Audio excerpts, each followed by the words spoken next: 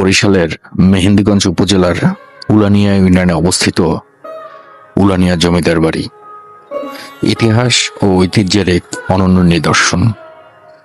160 বছরের পুরনো এই বাড়ি আমাদের অতীতের স্মৃতিকে জীবন্ত করে। এই জমিদার বাড়ির গল্প শুরু হয় মোগল আমলের এক সাহসী সেনাপতি হানিফ খানের সঙ্গে। জলদস্যু দমনের জন্য এখানে আসা এই সেনাপতি এবং তার বংশধররা স্থাপন করেন জমিদারির গোড়াপত্তন। উলানিয়া জমিদার বাড়ির সবচেয়ে আকর্ষণ হলো বাড়ির প্রবেশমুখে অবস্থিত জামে মসজিদ। 1861 সালে প্রতিষ্ঠিত এই মসজিদটি মোগল রীতির তাজমহল নকশায় নির্মিত। দেয়াল ও গম্বুজে খোদাই করা চীনামাটির কারুকাজ আর লতাপাতা সজ্জা মুগ্ধ করে প্রত্যেক দর্শককে।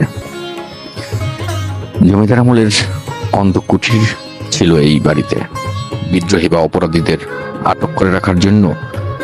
যদিও তা আজ ধ্বংসপ্রাপ্ত, ইতিহাসের পাতায় এই স্থানটি স্মৃতির অংশ হিসেবে আজও রয়ে গেছে। এই জমিদার বাড়ি শুধু স্থাপত্য নয়, বরং ইতিহাসের সাক্ষী।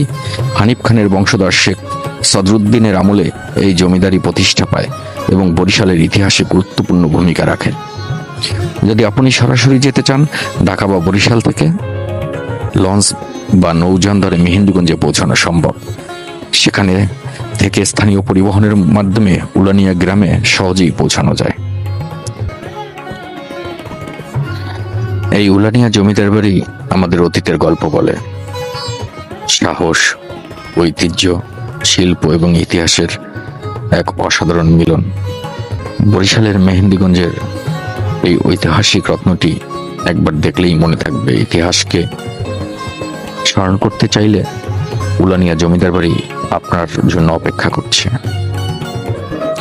উলানিয়া জমিদার বাড়ি এমন এক স্থানে অবস্থিত যা প্রাকৃতিক সৌন্দর্য, নদী, গ্রামীণ পরিবেশ এবং ইতিহাসের এক অনন্য মেলবন্ধন। এখানে আসা মানে শুধু ইতিহাস দেখার নয়, বরং অনুভব করা সেই সময়ের জীবনধারা, স্থাপত্যের নকশা আর মানুষের জীবনের ছোঁয়া।